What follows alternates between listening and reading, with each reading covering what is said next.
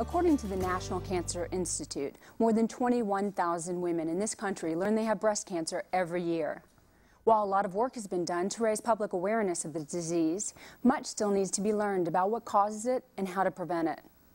A study is now underway that's testing sisters to see what roles heredity and environment may play, and more participants are needed.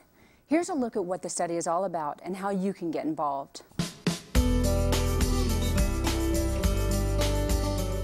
As the youngest girl in her family, 61-year-old Andrea Ice has always had a special nickname, Baby Sister. What age do you get when you're no longer going to be a baby? Of course, I'll always have the same position in the family. And I just said, well, can't you say your younger sister? Still, Andrea knows Baby Sister is a term of endearment when it comes from her older sister, Perline Singletary. She's always been able to count on Perline, especially since her breast cancer diagnosis in 1989. After I left the doctor's office, he was right around the corner from here, I immediately came over here to tell Pearl. Didn't know anything about it. I just thought that was the end.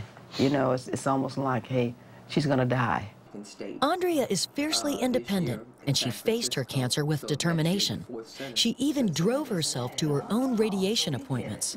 But she did ask one favor of Perline and her other sisters. I heard about the sister study, and I had a brochure, and I just knew I needed to introduce this to all of my sisters. Perline, Odessa, and Oretha agreed to join the study in 2004. The Sister Study focuses on the sisters of women who have breast cancer. A project of the National Institute of Environmental Sciences, part of the National Institutes of Health, the landmark study is exploring how environment and genes may affect the chances of getting the disease. Dr. Dale Sandler is one of the study's two investigators. She says it makes perfect sense to study sisters. They will have eaten the same food, they'll develop the same exercise habits, they may end up in similar careers, and even sisters who don't live in the same places tend to have had a lot of common experiences and exposures as children. And there's another important reason to gather comprehensive information on sisters. We're studying sisters of women with breast cancer because they have about twice the risk of developing breast cancer as women at large. The Sister Study is still eagerly searching for participants. To take part, volunteers must meet certain criteria. They must have a blood-related sister, living or deceased, who had breast cancer. They must not have had breast cancer themselves. They must be between the ages of 35 and 74. And finally, they must live in the United States or Puerto Rico. Each volunteer receives a box such as this one in the mail. Inside, there are several questionnaires to be filled out. Perline remembers being overwhelmed by the process at first. And what I did was I said, I know what I'll do. I'll just take it one part at a time. So I did the medical history, the family history another day, nutrition another day, and that's how you get through that. And that's what I tell people when I'm talking to them about it. Participants must also submit blood, urine, and toenail samples. Those will be stored. If a volunteer develops breast cancer, the biological samples will be analyzed to determine exposure to certain kinds of chemicals. To date, the study has 29,000 volunteers. 175 of them have unfortunately developed the disease. The Sister Study couldn't come at a more critical time. According to the National Breast Cancer Foundation, 1 in 7 women has or will develop breast cancer in her lifetime. That is a huge increase from 1960, when 1 in 20 women developed breast cancer. It's expected that 211,000 new cases of invasive breast cancer will be diagnosed this year, and some 40,000 women will die of the disease. And breast cancer is of particular concern to seniors. 50% of women with breast cancer are over the age of 60. You know what? This is nice and it's very pretty, but you know I want my mug. Andrea is one of an estimated 2.3 million women living with a breast cancer diagnosis today. Like most women with the disease, she had no family history of breast cancer. She's very active in educating women about her illness, especially African American women who reportedly have a higher mortality rate after a diagnosis. When you come to your breast, it can almost be an intimate, very intimate and very close mouth thing, but I have to say to women that we can't be silent about this. 80% of the volunteers for the sister study are white, and most are in their 40s and 50s. The study's investigators hope to recruit 21,000 more women by the end of 2007. They especially hope to attract more women of color and older women to participate.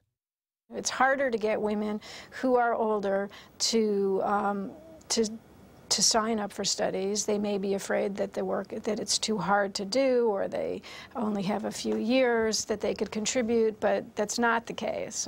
Women live a long time, and older women are not home free. If you get to 65 or 75 without getting breast cancer, you are still at the greatest risk. At 74, Perline is doing her part to help recruiters.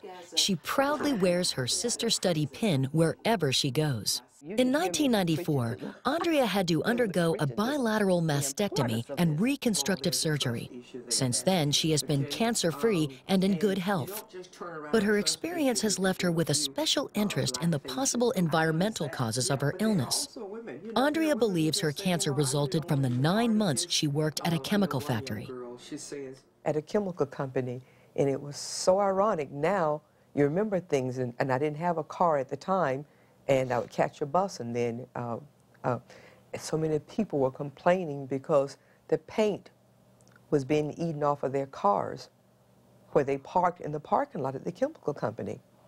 Well, you know, even then it didn't dawn on me, well, gosh, if it does that for a car, what it must be doing to our bodies.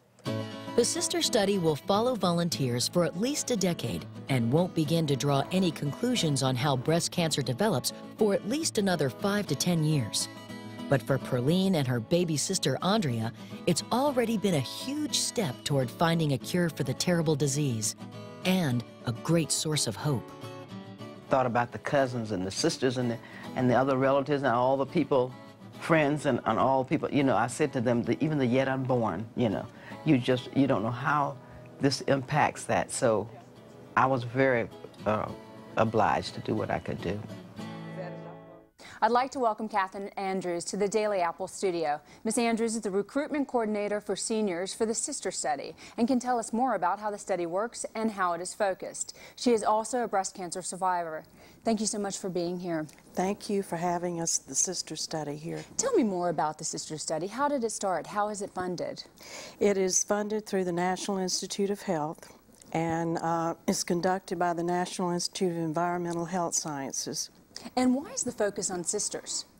Because sisters share more like genes, and they also grew up about the same time in the same household and were exposed to the same things in the environment.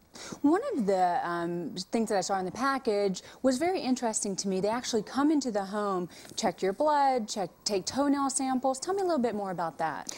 Well, a female examiner will come to the woman's home or wherever it is convenient for the woman to be, and will take some body measurements, weight, blood pressure, and then the woman will have collected a sample of urine, and the female examiner will collect a sample of blood and a sample of toenails, which you can detect heavy metals the woman has been exposed to in the toenails, and then also a sample of house dust. Interesting. Kat, how many women are actually involved in the study right now?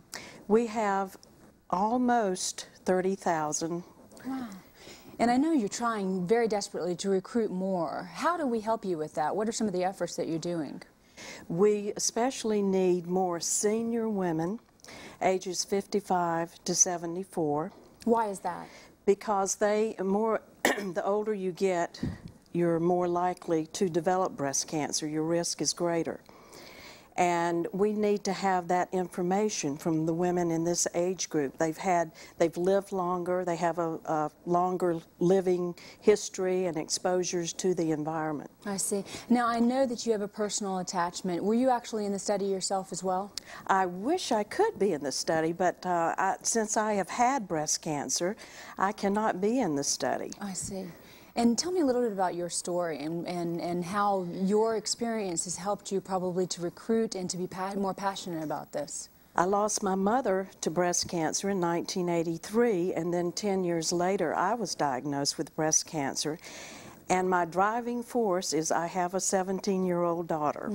And we must find out what's causing breast cancer. We must have something we can tell these young women that they can do to help prevent breast cancer. From an intergenerational standpoint, has the sister study been able to talk to the genetics of it clearly?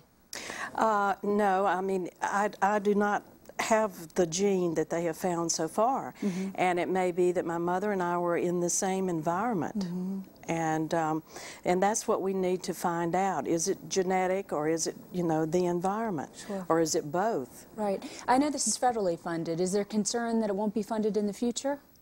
Right now we do have our funds, and but we are really in gear to get the rest of the 21,000 participants in 1 year. But with 21,000 participants, do you have the kind of funding, or should we be appealing to our viewers and to others to help fund something that's such a serious and important project? We do not need donations. We need women. Is that right?